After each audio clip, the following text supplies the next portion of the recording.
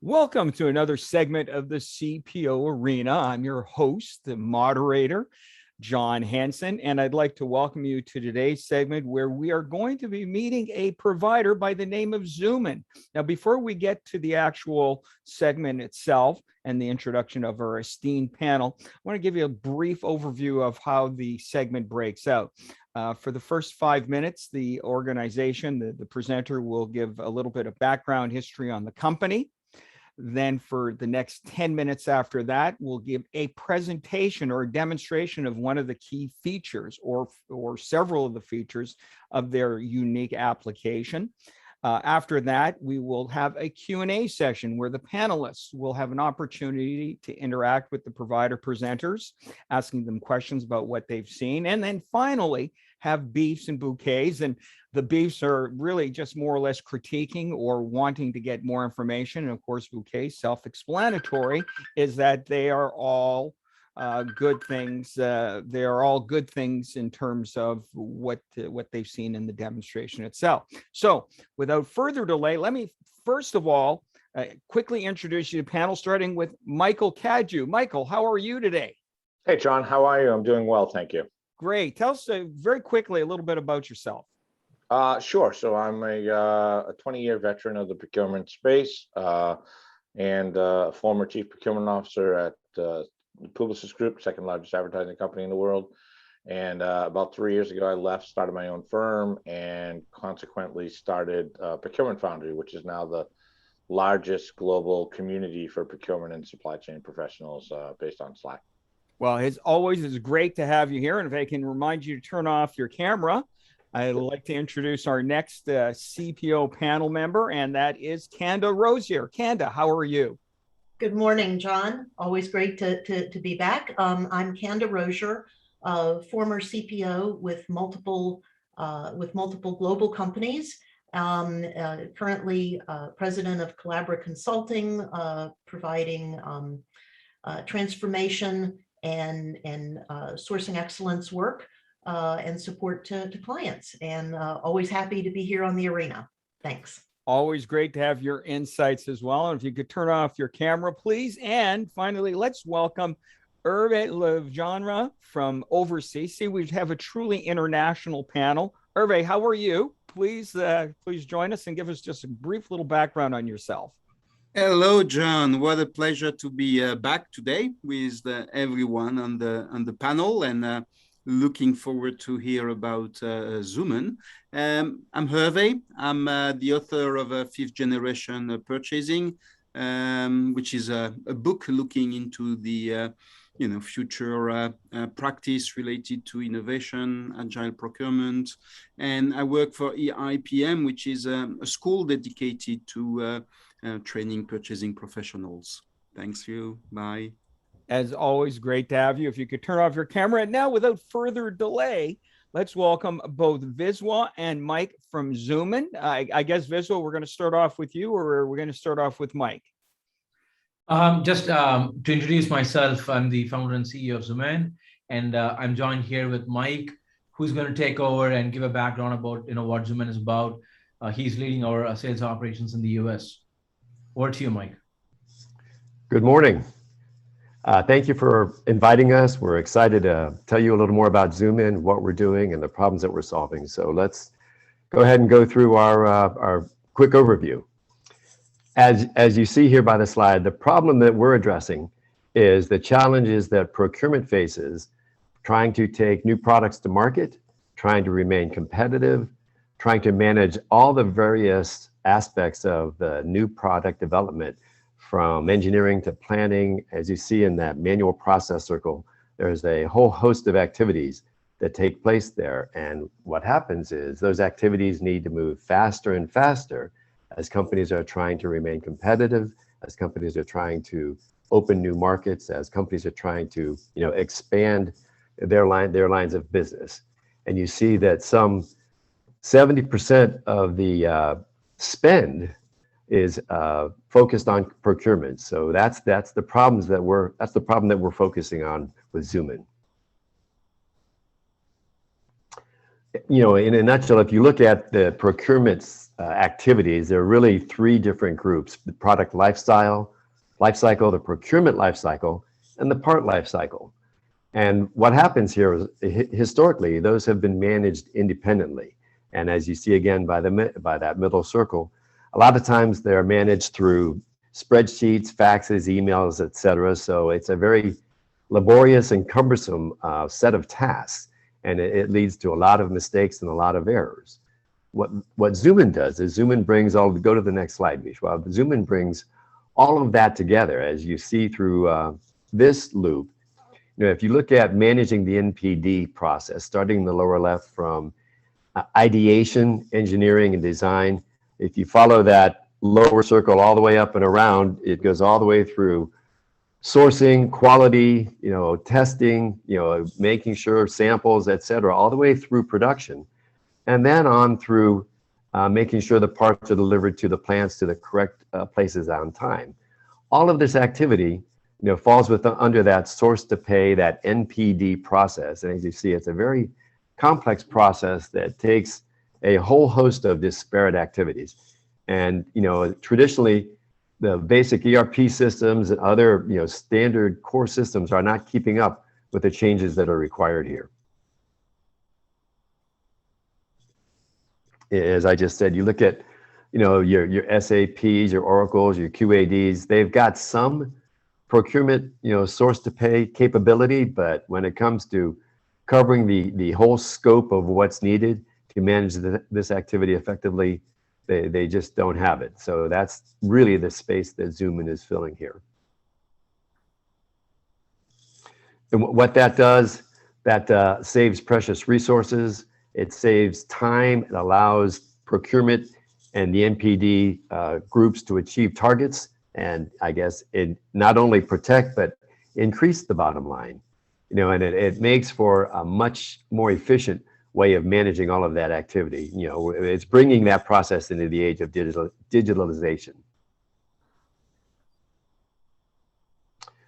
So to summarize, and I kind of reworded this a little bit as well, Zoomin brings a competitive advantage to companies that design and manufacture products by bringing all of the disparate NPD processes to a single, easy-to-use platform. This leads to a more rapid and cost-efficient time to market. That is our statement.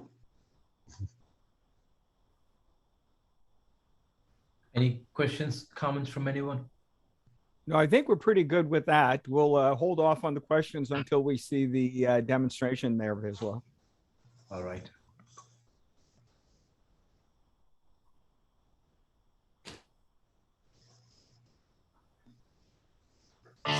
Welcome to Zoomin, a cloud-based enterprise product that enables you to move all your direct procurement processes to a single transparent system of record that integrates easily with your ERP and product engineering tools like PLM. Zoomin also enables seamless communication with suppliers and other stakeholders. The administrator console of Zoomin offers a lot of flexibility, allowing organizations to configure their approval workflows or skip them altogether based on their internal processes.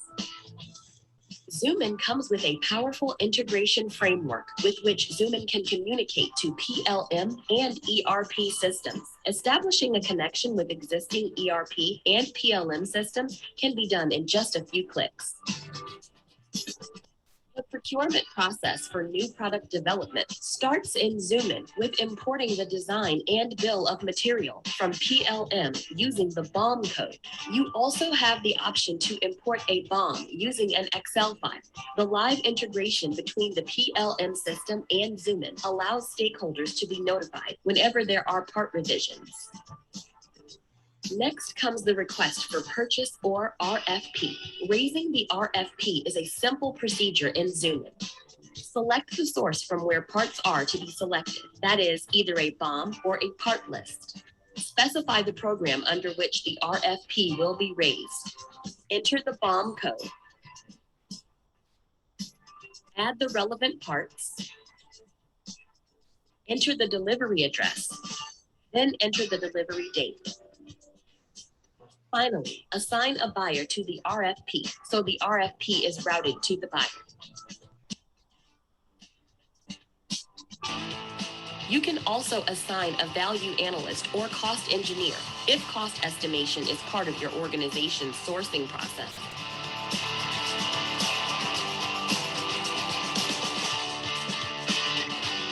In the RFP request, the buyer reviews part details such as part description, commodity, delivery address, shipment total, and shipment target date.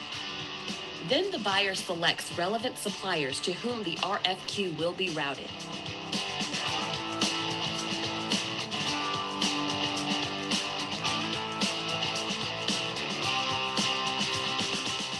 Zoomin allows buyers the option to take action on multiple requests at a time. This is a feature that is available for most actions across Zoomin. On the supplier's dashboard, suppliers can view the request for quotes or RFQs sent by the buyer. There are 3 ways a supplier can submit a quotation. First method, they can submit a multi-part quotation, that is, submit a quotation for multiple parts at a time by entering basic details such as minimum order quantity, unit rate, currency, quantity, tax, lead time, packaging, and logistics costs. Second method, suppliers can submit a detailed quotation with cost breakup for tool, raw material, process, services, traded parts, inventory, packaging, logistics, and maintenance. Third method, suppliers can upload their quotation file and validate the mapped data in the Zoomin quotation format.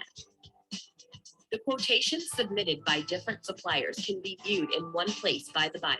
If applicable, the cost estimate prepared by the internal costing department will also be displayed here. Viewing all these inputs in one place helps the buyer to make a prompt and informed decision. More detailed comparisons between supplier quotations are available to check the differences at the level of raw material rates and the cycle times. The buyer can also negotiate with suppliers on price and other details within Zoomin. The supplier can see the comments from the buyer in the negotiations tab and can respond accordingly.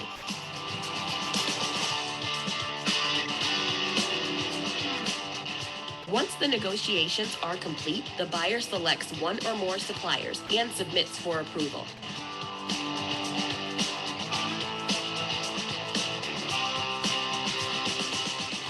The sourcing approval decision is made easy for the sourcing and procurement managers as they are able to see the full comparison and suppliers selected by the buyer.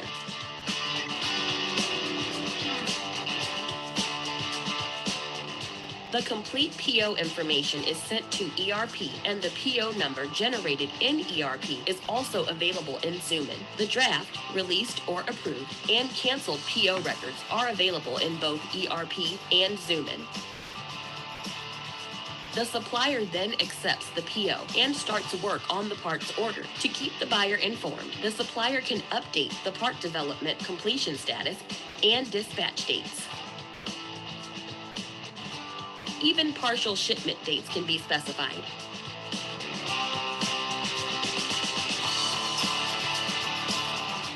Part development details updated by the supplier can be viewed by the buyer organization. This information is useful for the buyer organization to accurately plan for the build or production. Zoomin facilitates the complete production part approval process, or PPAP, online, right from supplier uploading the requested documentation to the buyer accepting or rejecting deviations, to finally signing off on the PPAP documents. The buyer also has the option to both reject and send back documents for rework. The PPAP process is complete when the PPAP score is finalized for a supplier. In addition to the 18 PPAP documents available in Zoomin, there is also the option to add new documents as an additional PPAP requirement from the buyer side. Before dispatch of material to the buyer, the supplier can enter the results of the quality check performed on their premises. The buyer has access to this information.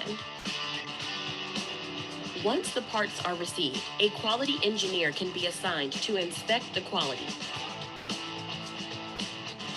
The quality engineer records the inspection results in Zoomin, and the supplier has access to this inspection result. The buyer organization can create an evaluation template for suppliers by commodity. The template defines the evaluation item, criteria, and weightage. Once the evaluation template setup is done, the buyers in the organization can follow the template for evaluating their suppliers. The evaluation score can then be viewed on the supplier performance dashboard. The overall performance data of the supplier is the basis on which new business is offered to the supplier or strategic sourcing decisions are made. The Zoomin dashboard is the go-to place for users to view all their pending actions. Additionally, users can view requests they have initiated, parts assigned to them, and their team's pending actions and requests.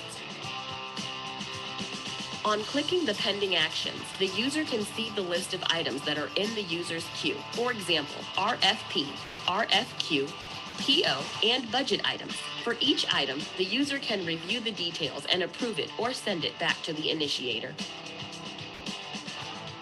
The dashboard also provides the status of every sourcing request by program or project, commodity, buyer, etc. The table view allows users to drill down to the list of parts in each stage. The dashboard has other features like setting up the efficiency and effectiveness score criteria and monitoring specific program status.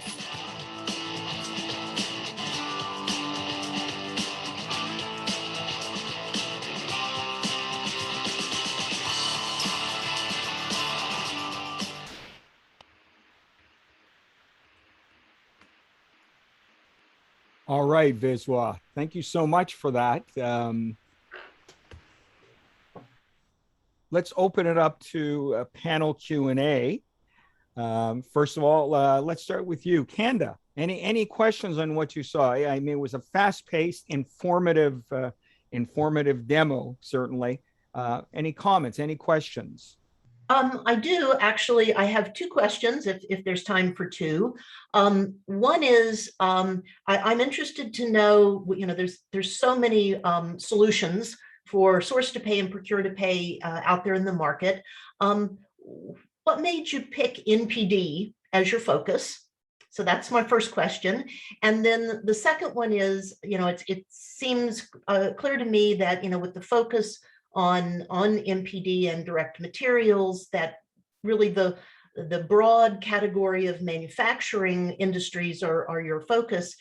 Do you have sweet spots inside of manufacturing that you think the product is really a perfect fit for? Do you want me to take that, Vishwa? I'll be glad to. Yeah, go ahead, Mike. Yeah, so your first question was why the focus on NPD, right? And what we have found is in that procure to pay, source to pay space, specifically, the NPD process is probably the most fragmented and, let's say, easily misunderstood. There's so much that takes place there, from the engineering and design, sourcing, comparing quotes, all those activities. And we're finding that companies, even multi-billion-dollar organizations, are still managing that with spreadsheets, pivot tables, emails, whatnot. So I think that solving the NPD problem is going to be a tremendous opportunity for us.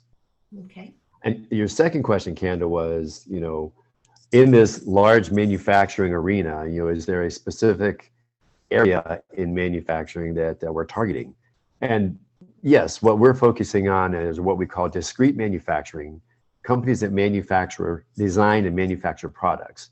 Those are the companies that, stay ahead by introducing new products all the time. And by helping them, more efficiently do that through using Zoomin, we help them, gain what we'll call a competitive advantage. So we think there's a great win there for us.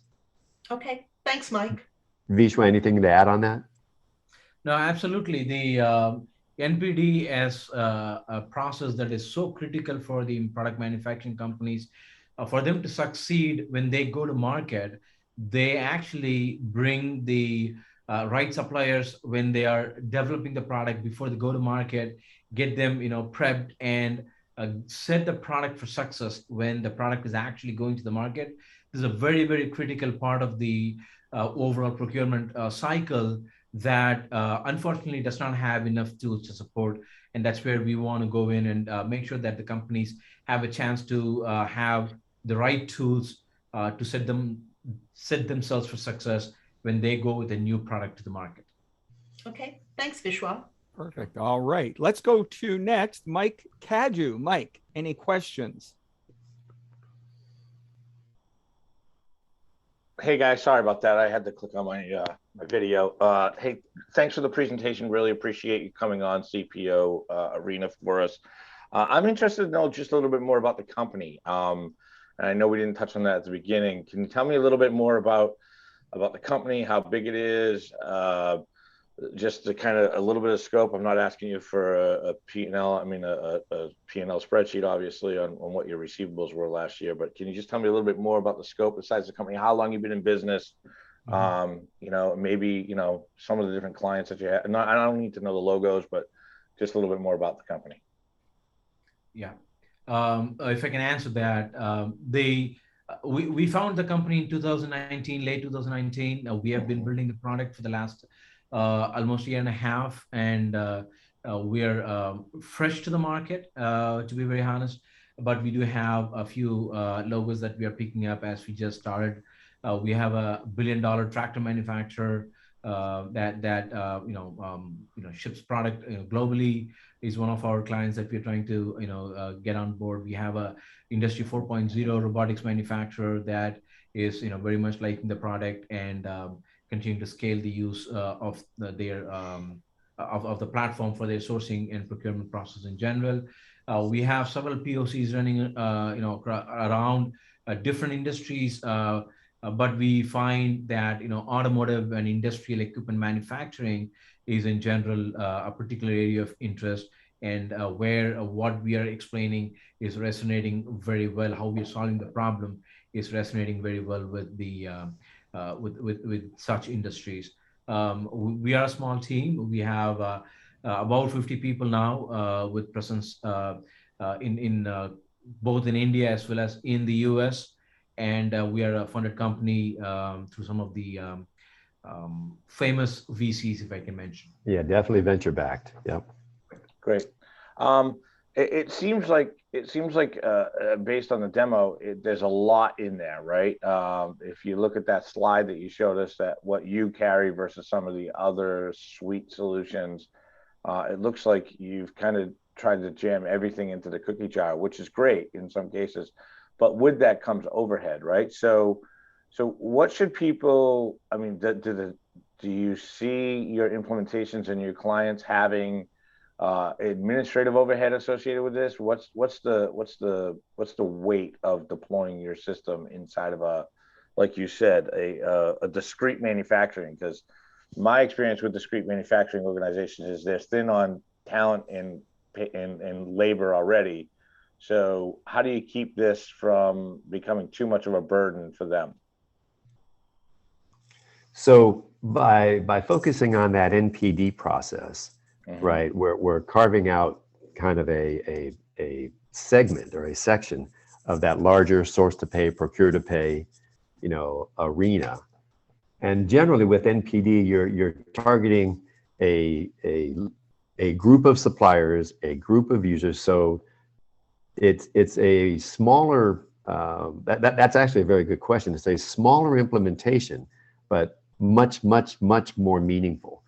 And as we move forward, there will certainly be opportunities to expand our footprint into more of that space. But we think that by keeping targeted on the NPD right now, we are narrowing our focus.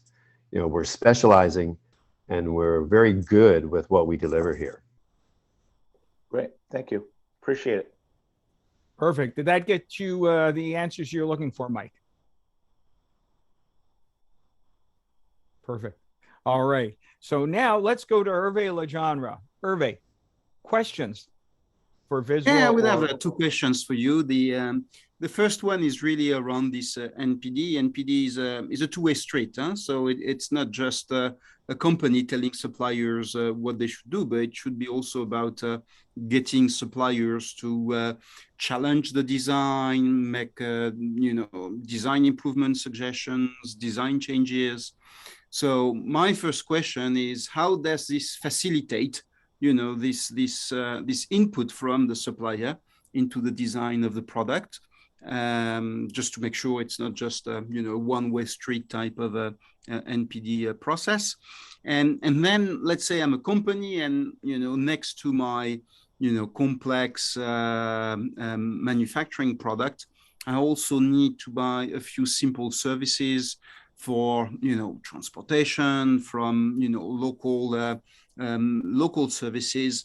How convenient is it to to use the platform to cover some of these elements that might not have been the prime focus in terms of design for the platform? Mm-hmm.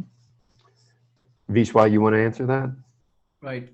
The first one, to answer your question about the collaboration that happens before we finalize a supplier, particularly in the engineering space, when you have the co-development, if you will, happening with the supplier, right?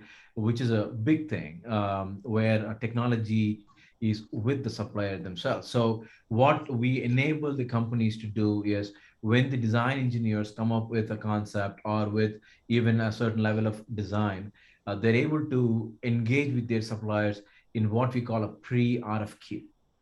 Okay, so this platform, because the suppliers are also on the other side of the same platform, even before an RFQ is sent out, we can have inquiries happening with the suppliers. They both participate in discussions where they exchange specification sheets, manufacturing capabilities, and other technical details that people have to exchange before they finalize the design or they finalize the plan to go ahead and make that component somehow or the other, right? So that is a very, very strong requirement for the industry. Thanks for asking that, Harvey.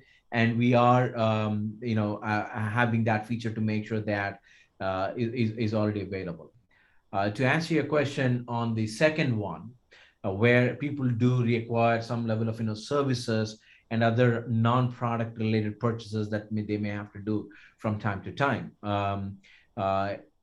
There is a capability that, again, we recognize there is a need for it. We would not expect a company to use two different systems if they start using one system. So there's an inherent need for them to have services purchased that they can complete in the same platform.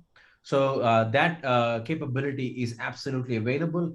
And that goes along with the question that we earlier, were asked about, how big the platform is, how much we are jamming in.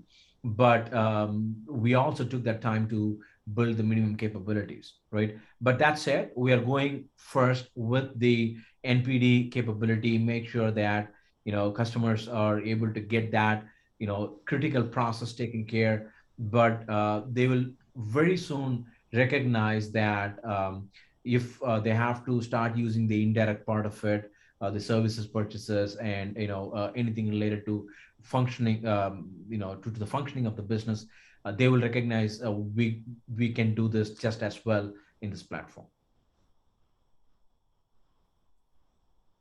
Thank you. All right. So now that we've got the questions out of the way here, and hopefully you got the answers we're looking for, Hervé, why don't we start with you with the beefs and bouquets side of the equation? Any critiquing you have, as well as any positive comments? Well, I think for me, the very positive about the platform is the breadth of possibilities this is offering, like having a single place where you can cover all of these dimensions from the design stage to the nitty-gritty of the ordering process. So I think that's really convenient, and in terms of data that you can manage, I'm pretty sure this is nicely expanding on what you can get with a traditional ERP process.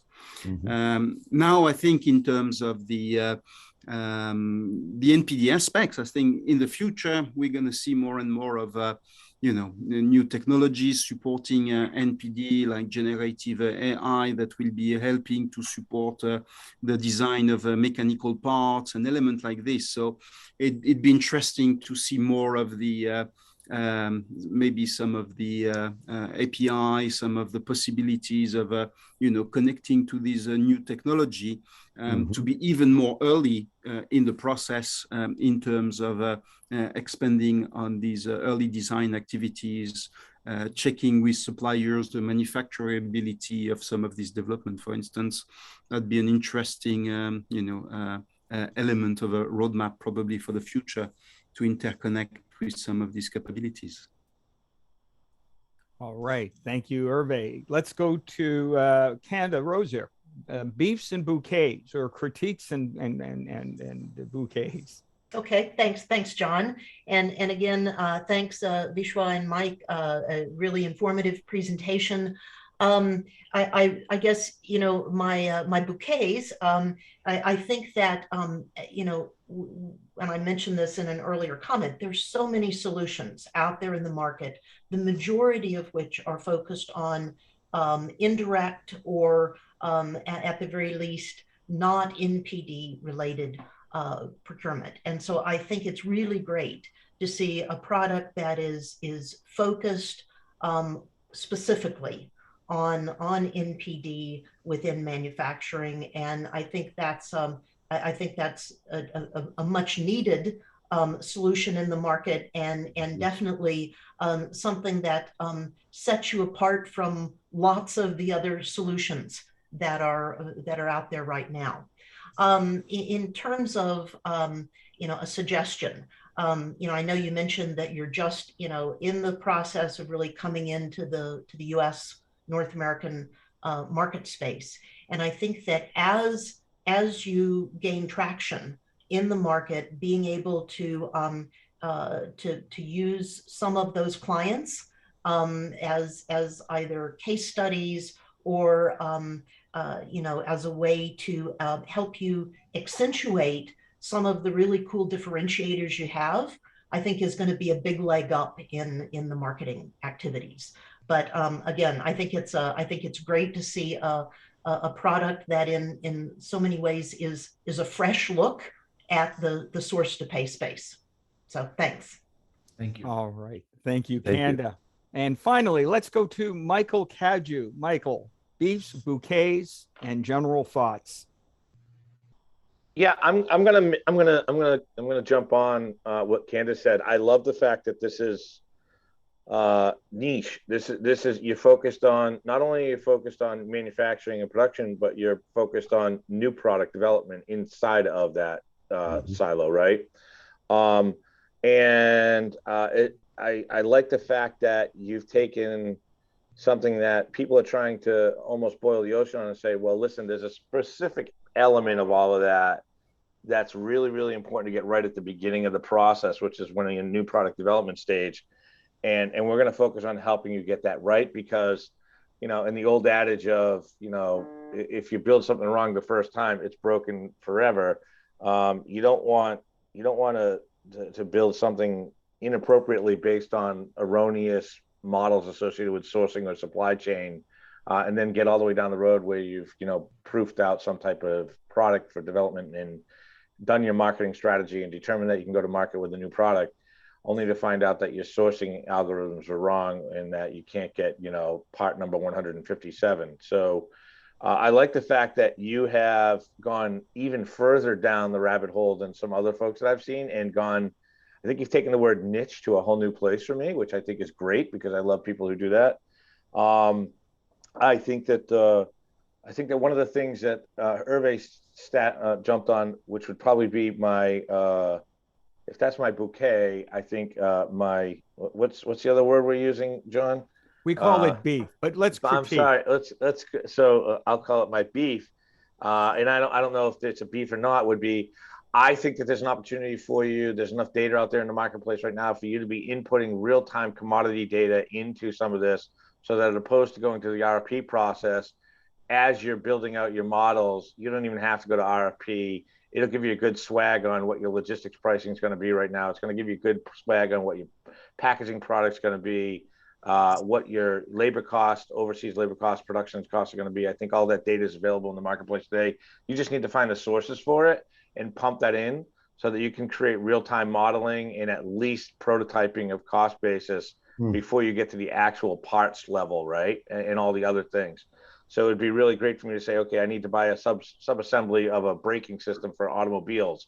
And I know that the freight's going to cost me this. I know the labor is going to cost me this. I know that the commodity markets for aluminum right now is X.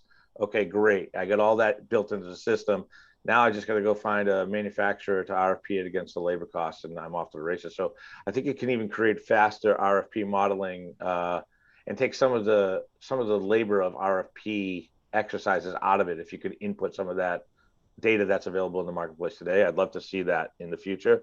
And also, I just think you gotta position yourself as in the marketing of coming to the U.S. market.